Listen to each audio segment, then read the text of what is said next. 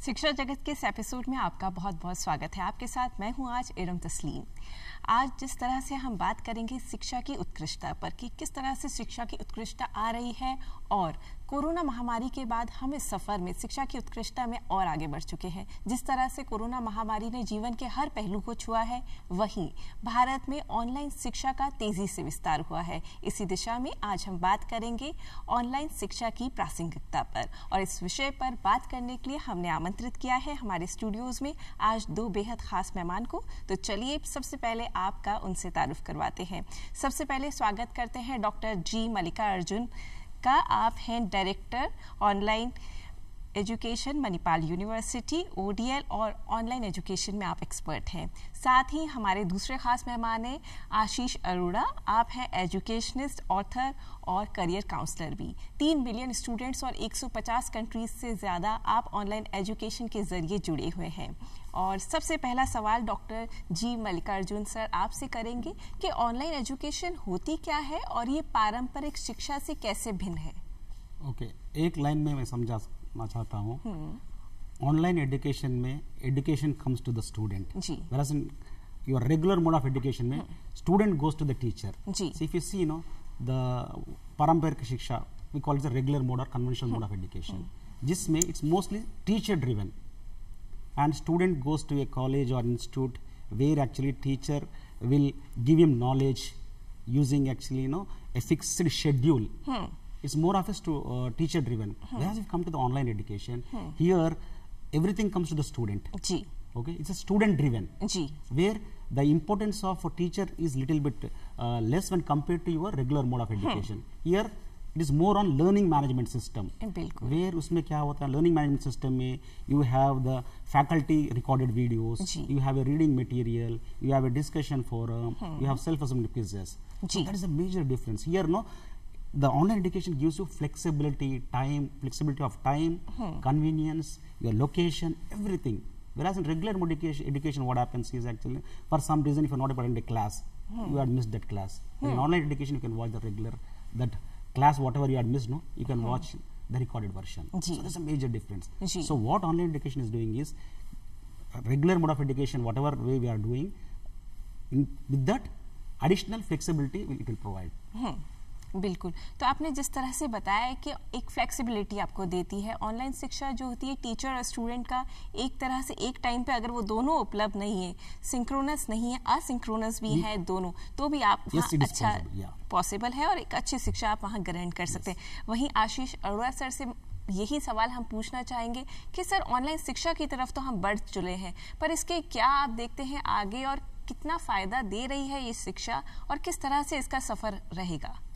इरम जी, जो क्वेश्चन आपने पूछा है ऑनलाइन शिक्षा कितना फ़ायदा देगी और किस तरह से हम कहाँ पहुँचने वाले हैं, बिल्कुल। मैं दो पहलुओं पे थोड़ा सा प्रकाश डालना चाहूँगा यहाँ पे। अगर हम ऑफलाइन या ट्रेडिशनल सिस्टम की बात करें तो ऑलरेडी डॉक्टर मल्लिकार्जुन ने एक बेसिक आइडिया हमको दिया है।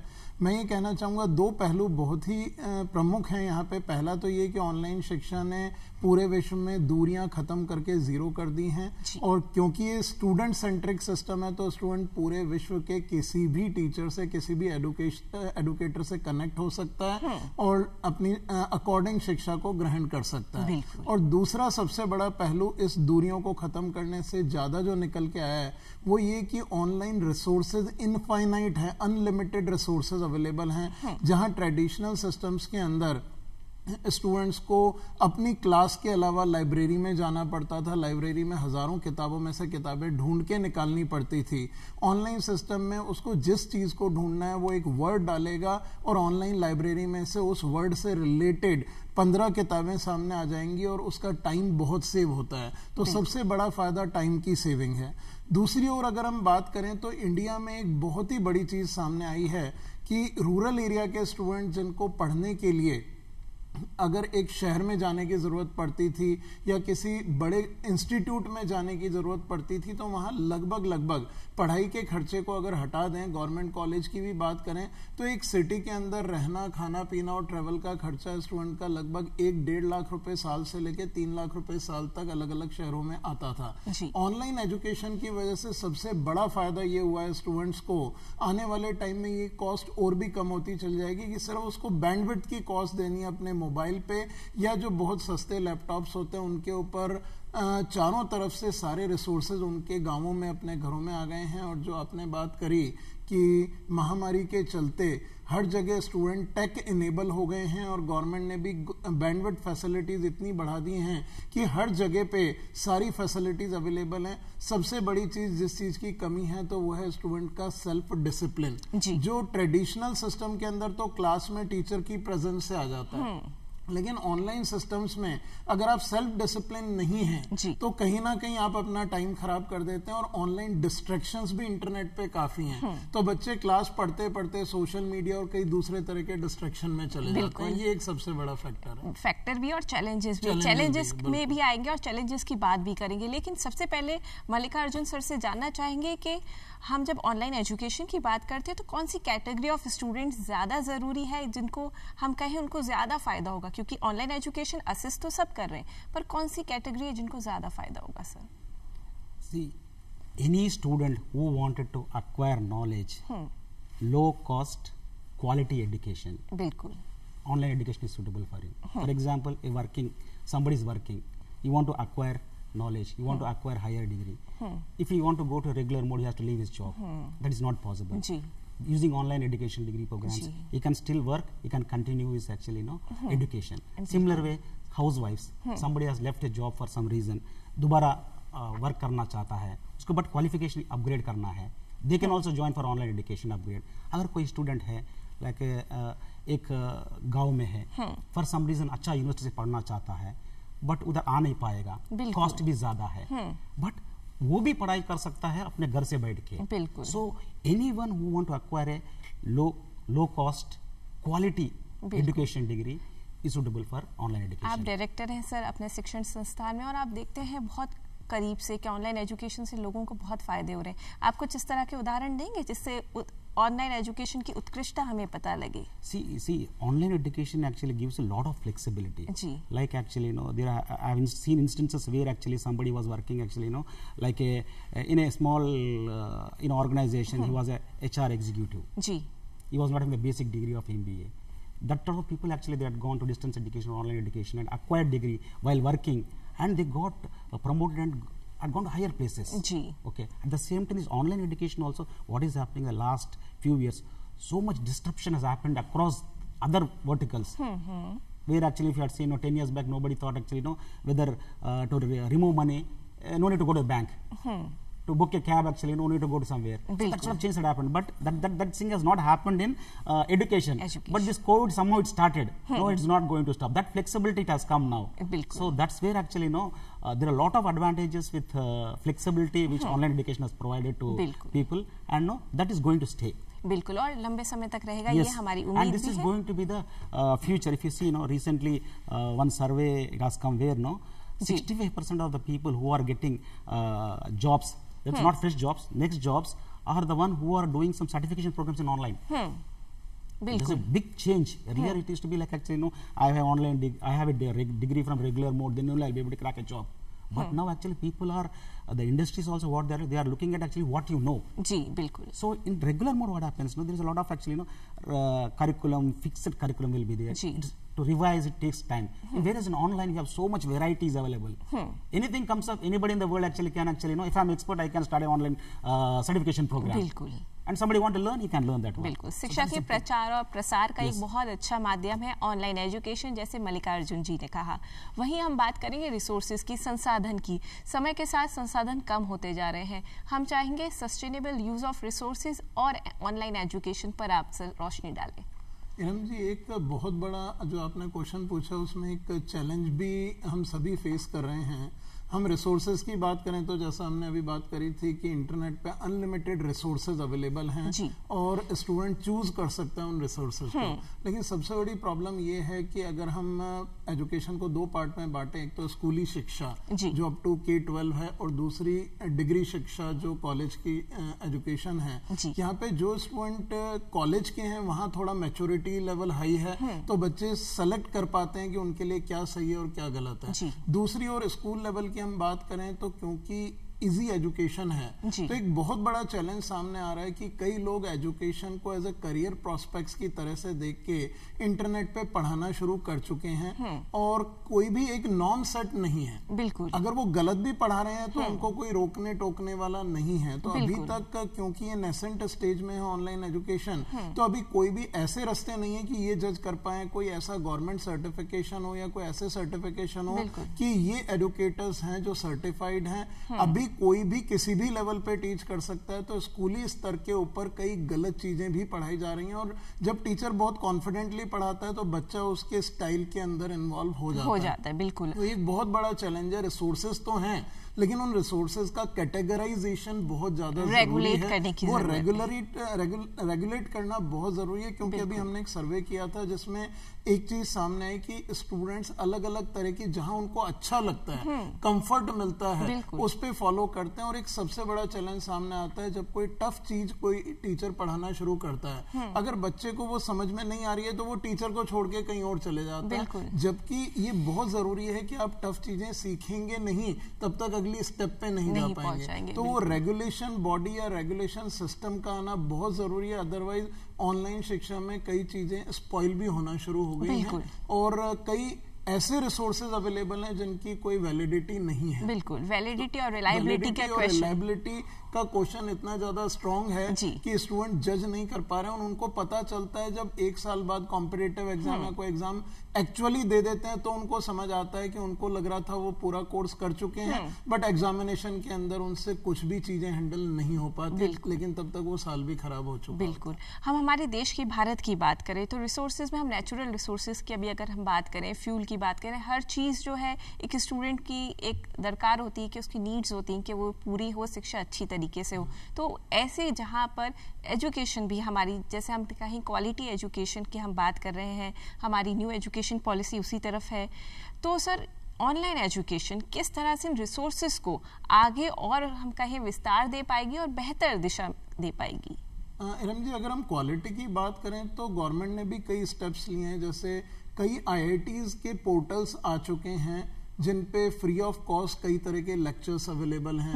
NPTEL के लेक्चर्स हैं जो पूरे विश्व में देखे जा रहे हैं। अमेरिका में MIT के लेक्चर्स, MIT ओपन कोर्सवेयर जिसको हम MOOC कहते हैं, मैसिव ओपन ऑनलाइन कोर्सवेयर, वो MIT के कोर्सवेयर इंडिया में देखे जा रहे हैं। तो इस तरह से पूरे विश्व को एक सिंगल सूत्र में इस ऑनलाइन एजुकेशन ने पिरो तो दिया ही है, लेकिन क्वालिटी को और ज्यादा बढ़ाने के लिए मैं ये कह सकता हूँ कि जितने भी शिक्षाविद हैं इस देश के अंदर, उनको कहीं ना कहीं अपने खुद के स्तर के ऊपर, क्योंकि चीजें हर घर में आज अवेलेबल हैं, क्योंकि महामारी में सबने घरों से ऑनलाइन लेक्चर्स लिए हैं, तो सबको कुछ ना कुछ फ्री एजुकेशन पे कंट्रीब्यूट करना चाहिए। तो उससे क्या होगा, जो आपने बात की क्वालिटी एजुकेशन अपने आप बाकी जो डीमीन एजुकेशन है या जो कमर्शियल एजुकेशन है उससे अलग दिखाई देना शुरू हो जाएगी और बच्चे भी इस चीज को थोड़े टाइम में जज कर लेंगे कि कहाँ पे क्वालिटी और कहाँ नहीं है। तो ये जो कंफ्यूजन है, रेगुलेशन है जो इंटरनेट पे बहुत डिफिकल्ट है, वो भी आना शुरू होगा और डिस्ट्रैक्शंस भी कम होना शुरू होगा। बिल्कुल,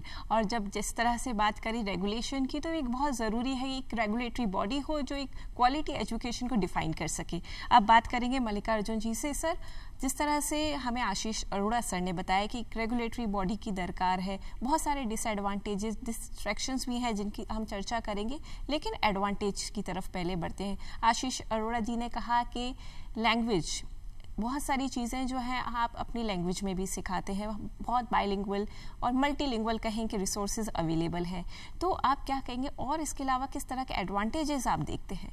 ऑनलाइन एजुकेशन एक्चुअली मैंने जो बताया है ना, see it gives a lot of flexibility. जी, flexibility of actually no time and place. जी, if I want to study at my own time, I can study at my own pace I can study at my own place. The bigger advantage, if you see, in regular mode, what happens, as I told, one concept teacher has taught you. One student understands in 10 minutes, another may take it for 20 minutes to understand. But the pace of the class goes actually with the teacher, how it is going. In that way, what happens actually, the student who is actually slow learner, it's get impacted. The online education, actually, the tools are there which will give you personalized education. Where actually based on how much you are learning, the way you are learning, that sort of flexibility is there. As I told, it's cost effective. If you want to do a quality program from a quality university, if the degree in a regular mode costs you 10 rupees, in online it can be given for 2 rupees. Because there are a lot of costs which does not come into your actually online. Similar way, in online education, what happens actually, there is a, I can learn, I am the owner of, I can choose. There are a lot of resources available. I can learn, because what happens actually, every student, we can say, is different. He learn differently. Somebody learns by reading, somebody learns by watching videos, somebody learns by actually doing something. So online education puts everything for the student actually, it caters to every type of students. So this sort of actually advantages actually, or where they're not there in the regular mode. In online education also, what happens, I had studied for an entire semester. For some reason, last week of before examinations, I fell ill. It is difficult for the student actually, in regular mode to have one more examinations. In online actually, you have that flexibility where actually, over a period of some time, examination will be conducted. I had missed my class in regular mode. It's gone. Then I need to go and ask my friend or somebody what the teacher has taught here. What is the concept? Or sometimes you have to go and ask the teacher, can you tell me this concept?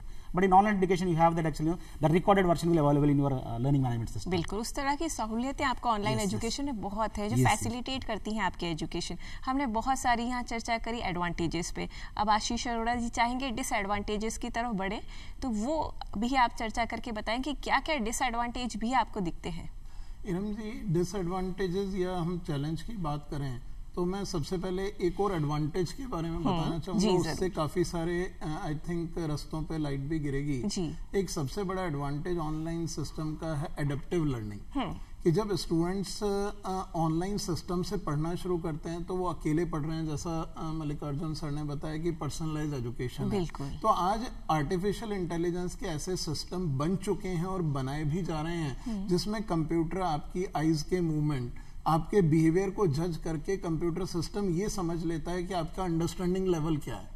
और उस understanding level से आपकी जो teaching है, जो lecture दिखाया जा रहा है, वो सजेस्ट करता है इसके बाद आपको ये लेक्चर देखना चाहिए. अगर आप फास्ट लर्नर हैं तो वो 3 लेक्चर को स्किप करके आगे ले जाएगा. और आप स्लो लर्नर हैं तो वो आपको हर स्टेप के ऊपर स्टेप बाय स्टेप आगे बढ़ाएगा, जो जापान की काइजन टेक्निक के ऊपर आधारित बनाए गए हैं ये सिस्टम्स. और एक सबसे बड़ा फैक्टर, हम लोगों ने एक मेटावर्स का नाम सबने सुना होगा जो अभी पॉपुलर होता जा रहा है, जिसमें आपको कहीं जाने की जरूरत नहीं है.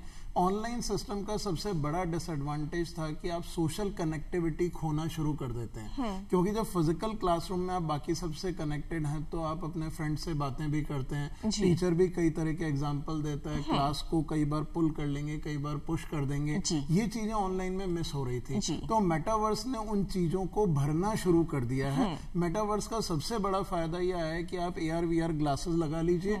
आपकी 3D स्क्रीन के ऊपर आपको चारों तरफ अपनी क्लास के बच्चे दिखाई देंगे जो अपने अपने घरों में बैठे हैं, लेकिन आप उन सबको देख सकते हैं. और आपके सामने 3D पूरा टीचर दिखाई दे रहा है, तो आपको क्लास की फीलिंग भी आ जाएगी और वो ऑनलाइन भी रहेगा.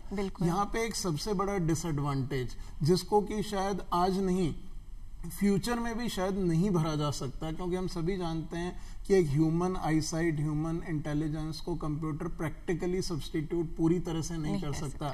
उसी तरह से क्लासरूम में, एक मैं टीचर हूं, जब मैं क्लास में पढ़ाता हूं तो मैं क्लास में टीच करते करते ये जज कर लेता हूं कि स्लो लर्नर भी बैठा है, फास्ट लर्नर भी बैठा है. तो मैं ये जज कर लेता हूं कि मैंने जिस तरह का इलस्ट्रेशन लिया है उसमें स्टूडेंट की अंडरस्टैंडिंग कितनी है. तो अगर स्टूडेंट का अंडरस्टैंडिंग लेवल कम है तो मैं इमीडिएटली अपनी टीचिंग को चेंज कर दूंगा बिना स्टूडेंट्स को एनालाइज होने दिए, और उस क्लास को सेटिस्फैक्टरी लेवल पे पुल कर लूंगा. वेयरएज ऑनलाइन में जब टीचर टीच करेगा, ये चैलेंज टीचर के लेवल पे है कि टीचर को स्टूडेंट दिखाई नहीं देते.